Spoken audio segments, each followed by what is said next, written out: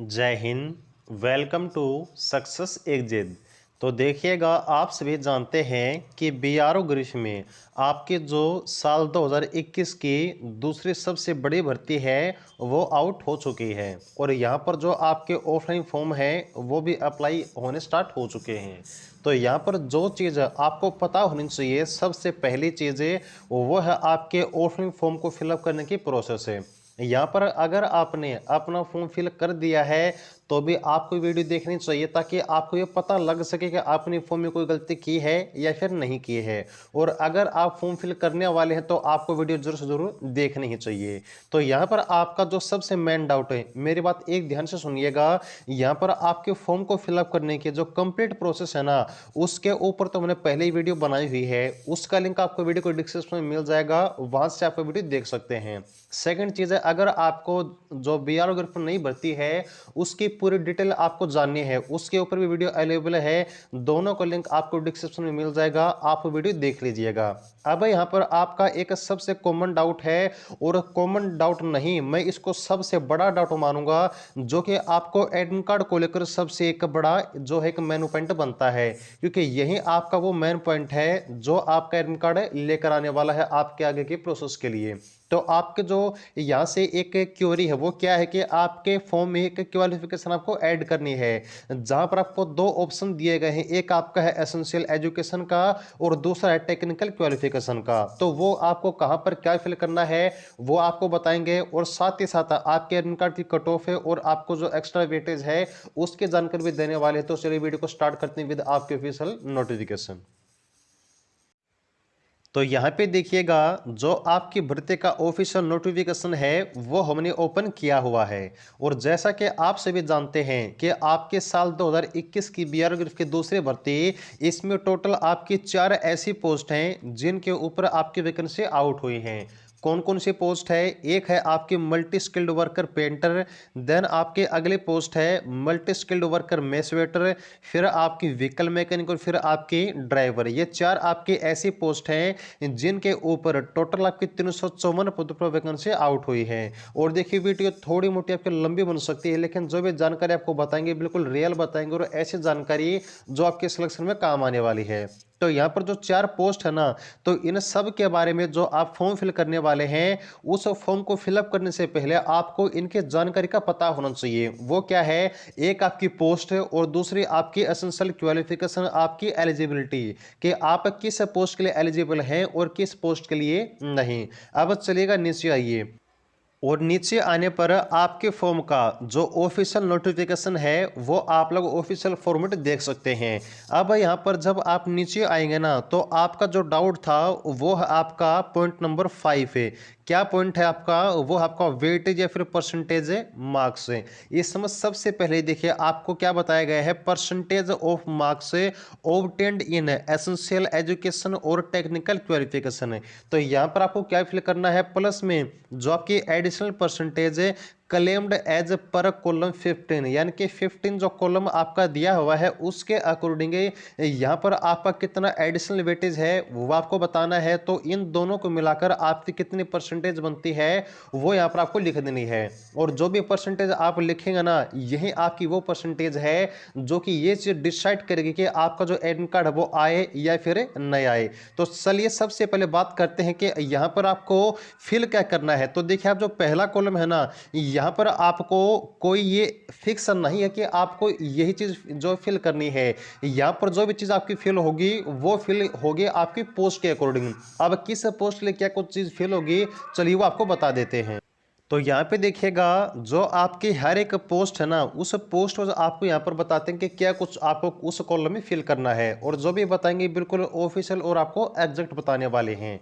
तो सबसे पहले आपकी जो पोस्ट है वो है आपकी मल्टी स्किल्ड वर्कर पेंटर की। तो अब पेंटर के लिए आपको जो क्वालिफिकेशन है ना वो क्या चाहिए? 10वीं पास प्लस में आपको पेंटर के सर्टिफिकेट चाहिए आपके इंडस्ट्रियल ट्रेनिंग इंस्टीट्यूट ITI से, या फिर आपकी किससे होनी चाहिए? वो आपकी होनी चाहिए। देखिएगा, industrial trade certificate, national council for training in the vocational trade, या फिर आपका state council for vocational training. तो कहने का मतलब ये है कि आपके जो ट्रेड है ना, कौन सी ट्रेड है आपकी पेंटर की, तो इसमें आपके 10वीं के साथ साथ जो टेक्निकल आपकी क्वालिफिकेशन है वो आपसे मांगी गई है। तो आपको साफ साफ बता देते हैं कि आपकी पेंटर के लिए जो आपकी आईटी की सर्टिफिकेट है ना, उसमें कितनी आपकी परसेंटेज है वहीं आपको उस कॉलम में फिल करनी है।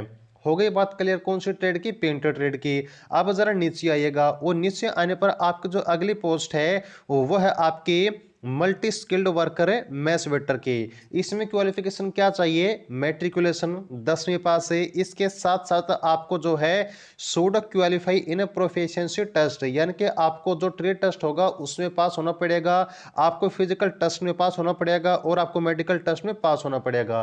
तो यहां पर आपको मैथ्स वेटर के लिए क्या फिल करना है, बिल्कुल जाहिर सी बात है, मात्र आपकी क्वालिफिकेशन क्या है, 10वीं क्लास है। तो आपके 10वीं क्लास में कितनी परसेंटेज है वो आपको पहले कॉलम में फिल कर देनी है। अब चलिएगा अगली पोस्ट पर आइएगा। अगली पोस्ट आपकी है व्हीकल मैकेनिक की। व्हीकल मैकेनिक में क्या कुछ क्वालिफिकेशन आपसे मांगी गई है, सबसे पहले है 10वीं पास, उसके बाद है possessing certificate of A mechanic. अब मैकेनिक किस में, या तो मोटर व्हीकल में या फिर डीजल में या फिर आपकी हीट इंजन में। इसके अलावा अगर आपके पास है mechanic in IC internal combustion engine, इसकी सर्टिफिकेट है। आपकी मैकेनिक टेटे की सर्टिफिकेट है किससे, इंडस्ट्रियल ट्रेनिंग इंस्टीट्यूट से। तो कहने का मतलब यह है कि अगर आपके पास है mechanic motor vehicle diesel, mechanic heat engine, mechanic internal combustion engine और मैकेनिक ट्रैक्टर, इन सभी ट्रेड से अगर आपके पास आईटी की सर्टिफिकेट है तो वो यहाँ पर आपके क्या होनी चाहिए, टेक्निकल क्वालिफिकेशन। और इसमें कितने परसेंटेज आपकी है वही आपको फिल करनी है व्हीकल मैकेनिक के लिए अपने पहले कॉलम में। क्लियर। अब आपको जो लास्ट की पोस्ट है उस पे आइएगा। उस पे आपकी जो जानकारी है वो है आपके ड्राइवर की। कौन सी, ड्राइवर मैकेनिकल ट्रांसपोर्ट ओजी, जिसका मतलब होता है ऑर्डिनरी ग्रेड। तो इसमें क्वालिफिकेशन क्या है, सबसे पहले आपकी मैट्रिकुलेशन 10वीं क्लास है। सेकंड चीज आपके पास से जो heavy motor vehicle driving licence है वह भी होना चाहिए। तो जाहिर सी बात है कि क्वालिफिकेशन मात्र आपके 10वीं क्लास है, तो 10वीं क्लास में कितने परसेंटेज आपके हैं वही आपको फिल करना है पहले कॉलम में। ठीक है, तो ये आपके चारों पोस्ट की जो भी क्वालिफिकेशन है और इन क्वालिफिकेशन के परसेंटेज आपको कौन से परसेंटेज ऐड करनी है पहले कॉलम में वो आपको मैंने बता दी है। अब चलिएगा फिर से आपको दिखाते हैं ऊपर वाला कॉलम।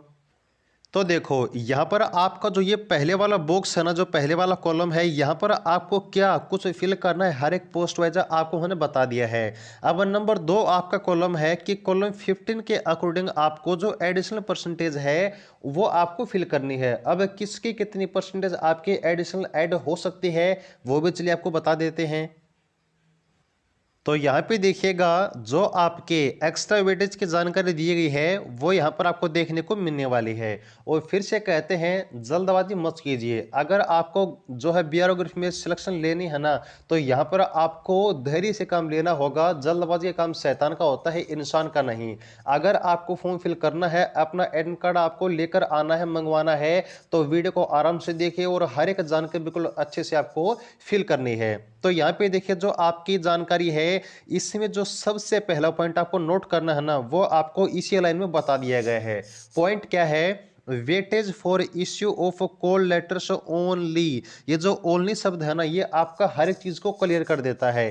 क्लियर क्या करता है कि आपके बीआरओग्राफी में जो भी प्रोसेस होने वाली है ना, आपके रिटन एग्जाम के, फिजिकल के, ट्रेड टेस्ट के, मेडिकल के, मेरिट के, फाइनल मेरिट की, ज्वाइनिंग की, उन सब से कोई इस चीज का लेना देना नहीं है। इसका सिर्फ मात्र एक ही चीज से कनेक्शन है और वो है आपका इश्यू ऑफ कॉल लेटर, यानी कि आपका एडमिट कार्ड है।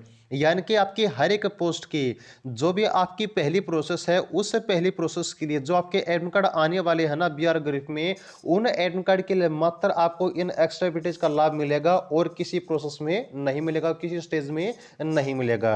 अब किस स्टेज में क्या कुछ आपको जो है क्वालिफिकेशन का एक्स्ट्रा वेटेज मिलेगा वो आपको बताते हैं। यहाँ पर आपका पहला पॉइंट है, ए पॉइंट क्या है, सन ऑफ सर्विंग या फिर रिटायर्ड गरीब पर्सनल, यानी कहने का मतलब ये है कि आप एक गरीब से ऐसे पर्सन है जो कि रिटायर्ड हैं, तो उनके जो संतान है उनको कितने परसेंटेज का लाभ मिलेगा, 15% का। लेकिन इसमें भी एक चीज आपको नोट करनी है कि टू ओनली वन सन, यानी कि उनके जितने भी संतान है उन संतान में से चाहे आप पहली हो दूसरी हो, जितने भी संतान है छोटे हो बड़े हो, उससे कोई फर्क नहीं पड़ता। मात्र जो रिटायर्ड पर्सन है फिर सर्विंग पर्सन है उनकी एक संतान को यहां पर कितने का लाभ मिलेगा, 15% का लाभ मिलने वाला है। ये चीज आपको नोट करनी है। चाहे कितने भी यहां पर आपके जो है सन हो उनमें से मात्र एक ही बेटे को लाभ मिलेगा 15% का। किनको, सर्विंग या फिर रिटायर्ड पर्सनल को। ओके, अब आएगा सेकंड पॉइंट पे, वो है आपका एनसीसी के सर्टिफिकेट। अब एनसीसी के आपके 3 सर्टिफिकेट होते हैं,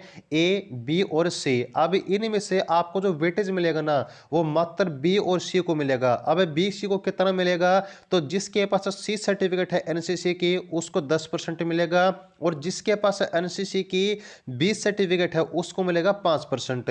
तो यानी कि अगर आप अपनी एनसीसी के सर्टिफिकेट की परसेंटेज ऐड करने वाले हैं तो वहां पर आपको क्या चीज दिखानी होगी कि आपके पास एनसीसी के सर्टिफिकेट तो है लेकिन कौन सी है, बी या फिर सी, वो चीज आपको मेंशन जरूर करनी है। अब चलिए अगले पॉइंट पे आइएगा।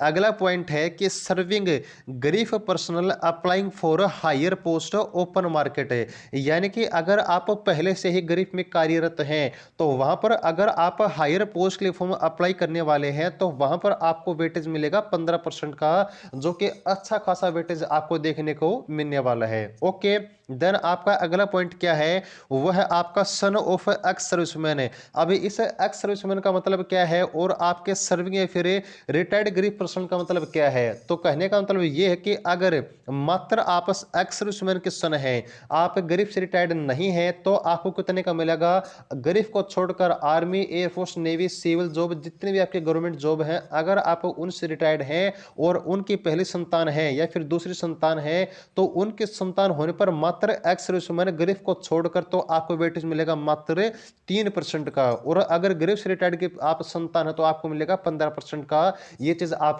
नोट रखिएगा। हो गई बात क्लियर। अब चलिए अगले पॉइंट पे आइएगा। अगला पॉइंट है sports at state, district, university level, इसको मिलेगा 5% का लाभ। तो यहां से देखिए आप जब अपना कॉलम फिल करें ना कौन सा, अगर आप स्पोर्ट्स पर्सन हैं तो वहां पर आपको 3 चीजों से एक चीज दिखानी होगी, या तो स्टेट या डिस्ट्रिक्ट या फिर यूनिवर्सिटी लेवल की जो सर्टिफिकेट है वो आपको मेंशन करनी है अपने फॉर्म में। ओके, अब चलिए अगले पॉइंट पर आइएगा। अगला पॉइंट आपका सीपीएल। अब सीपीएल क्या होता है, सीपीएल का मतलब होता है कैजुअल पेड लेबर, और कौन से, जो आपके गरीब में है।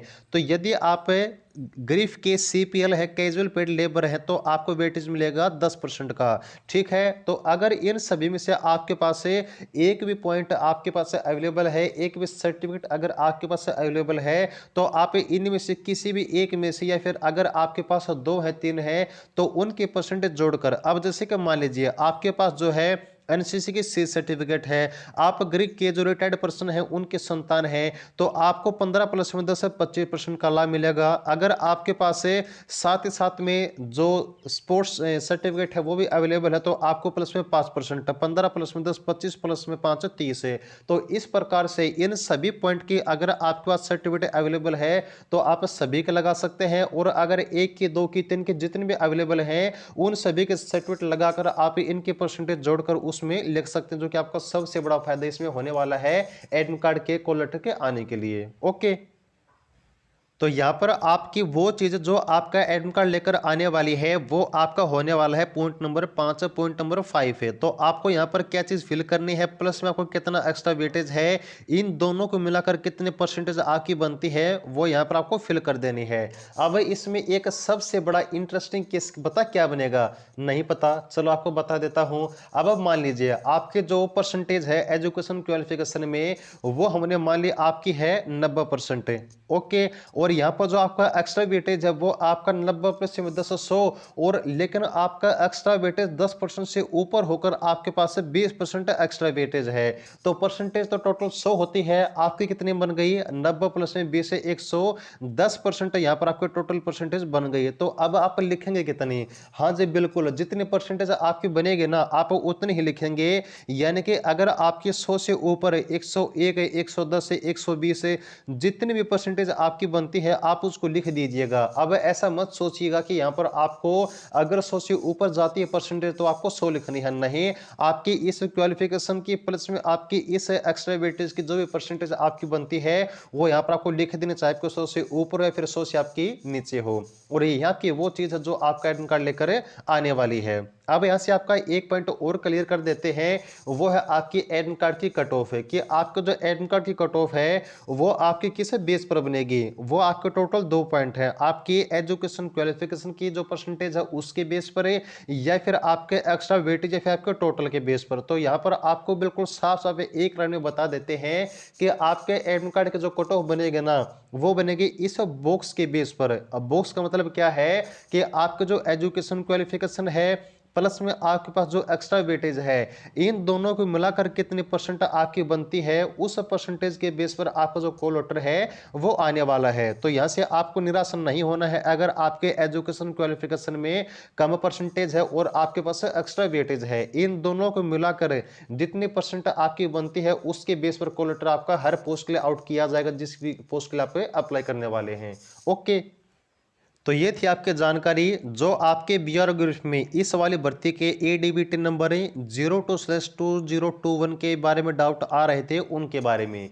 उम्मीद है कि अब इस बारे में आपको कोई डाउट नहीं रहा होगा। अब भी अगर आपका कोई और डाउट रह जाता है तो आप लोग कमेंट सेक्शन में जरूर लिखिएगा, हमसे जितनी हो सके पूरी कोशिश करेंगे आपके हर एक डाउट को सोल्व करने की। और आपको बताना चाहेंगे कि इस वाली भर्ती से पहले बीआर ग्रुप में एडीबीटी नंबर 01/2021 के जो आपकी भर्ती आए थे उसके ऊपर हमने हर एक पोस्ट का स्पेशल बैच जो है आउट किया था और अच्छे खासे रिजल्ट आपको देखने को मिले थे एमएसडब्ल्यू मेसन के लिए, और यहां पर आपका जो एमएसडब्ल्यू सुपरवाइजर स्टोर की पोस्ट थी उसके लिए। अब यहां पर आपका जो आगे आने वाली भर्ती का जो सिलेक्शन है वो भी आपको हम बिल्कुल श्योर करने वाले हैं। आपकी इस वाली भर्ती का जो नया बैच जल्दी हम स्टार्ट करने वाले हैं। अगर आपको इस नए बैच में यहां पर एडमिशन लेना है तो आप व्हाट्सएप कर सकते हैं 8930638526 9306 और जल्दी बैच स्टार्ट करने वाले हैं जैसे आपके फॉर्म को अप्लाई करने की लास्ट डेट चली जाती है। ओके, क्योंकि अभी आप अपना फोकस कीजिए अपने फॉर्म को अप्लाई करने के बारे में। तो उम्मीद है कि जानकारी अच्छी लगी होगी, जुड़े रहिएगा। थैंक्स फॉर की सपोर्टिंग। जय हिंद।